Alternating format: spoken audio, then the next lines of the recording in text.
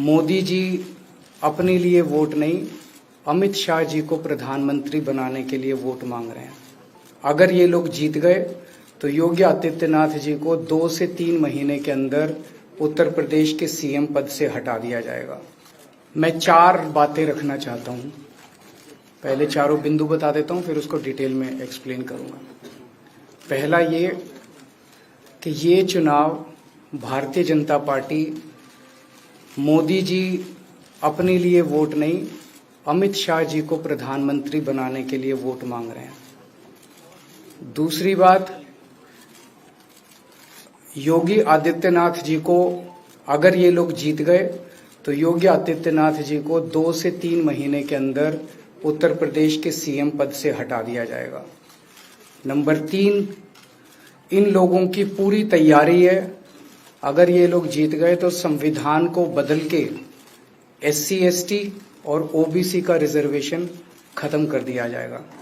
और नंबर 4, जो आंकड़े अब देश भर से आ रहे हैं वो ये दिखा रहे हैं कि 4 जून को इंडिया गठबंधन की सरकार बनने जा रही है और NDA को और BJP को बहुत कम सीटें मिलने जा रही हैं। तो अब अगले साल 17 सितंबर को प्रधानमंत्री मोदी जी 75 साल के होंगे और मोदी जी ने तय कर लिया है कि अमित शाह जी को वो अपना वारिस बनाएंगे और अमित शाह जी अगले साल 17 सितंबर को देश के प्रधानमंत्री बनाने का उन्होंने तय किया है मोदी जी ने। दूसरी बड़ी बात जो हुई कि जब मैंने कहा कि योगी आदित्यनाथ जी को 2 महीने में हटा दिया जाएगा, इस पे अभी तक भाजपा के किसी नेता की टिप्पणी नहीं आई है। 4 दिन हो गए, इसका मतलब ये तो कंफर्म करता है कि उन्होंने पूरी प्लानिंग कर ली है और उनके पक्ष में कोई बोलने के लिए तैयार नहीं है योगी आदित्यनाथ जी के। तो उनका हटना अब लगभग तय है कि योगी आदित्यनाथ जी को उत्तर प्रदेश के सीएम पद से हटाया जाएगा। दूसरी चीज, मैं उत्तर प्रदेश के सभी मतदाताओं को कहना चाहता हूं कि पिछले 4-5 महीने से इन्होंने शोर मचा रखा है 400 पार 400 पार 400। क्यों?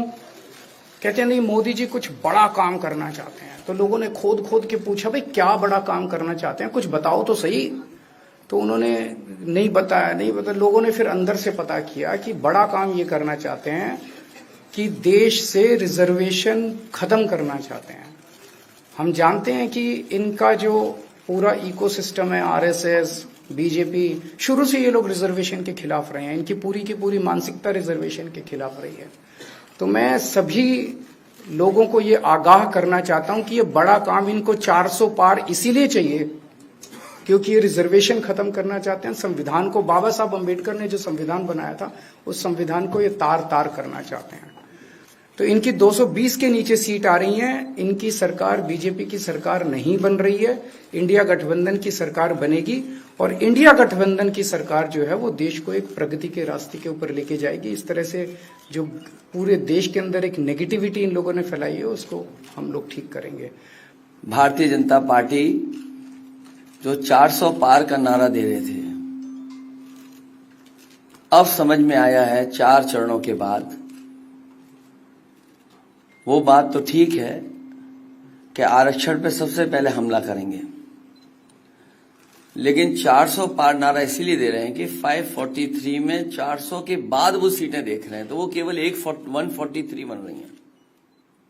तो वो स्वयं स्वीकार कर रहे हैं कि 143 से ज्यादा वो सीटें जीतने वाले नहीं हैं, क्योंकि 400 पार सीटें 143 ही बनती हैं और 140 करोड़ की जनता